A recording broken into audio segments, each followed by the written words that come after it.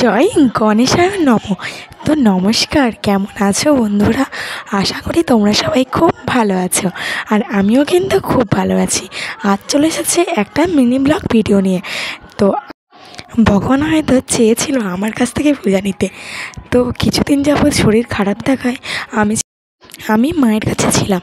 তো মায়ের কাছে এই গণেশ ঠাকুরটা তোলা ছিল। তো আমাদের তেমন খুব একটা বড় মন্দির নেই, আর ঠাকুরের রাখার জায়গাও নেই, তাই ঠাকুরটা ওখানেই ছিল। তো ভাবলাম আজ যেহেতু গণেশ পূজা, তো ঠাকুরটাকে একটু পূজা করলে কেমন হয়।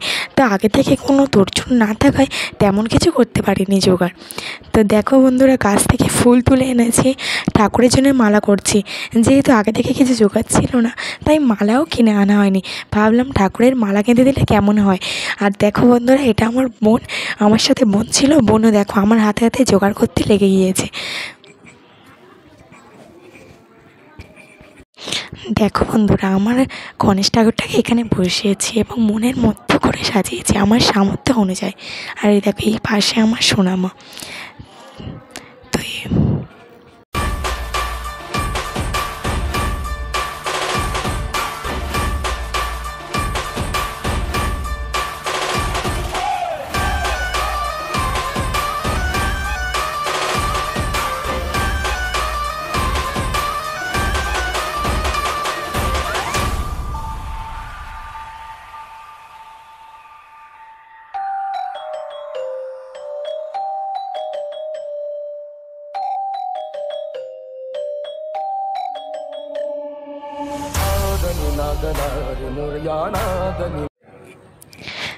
আমি পুজো করছি, কোনো ব্রাহ্মণকে বলা হয়নি, যেহেতু আগে থেকে কোনোই আয়োজন করা ছিল না।